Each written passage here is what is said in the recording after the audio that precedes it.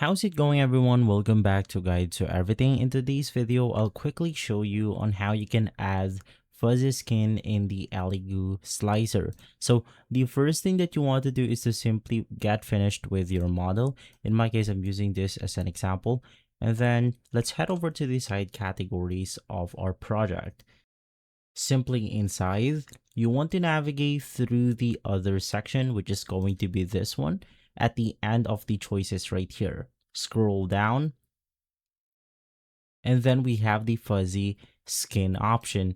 So you can just click on the fuzzy skin option right here, and then you want to choose your preset.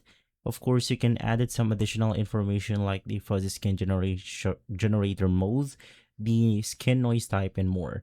And so if I click on the slice plate option, it will then apply the fuzzy skin that we have set onto our model, as you can see right here.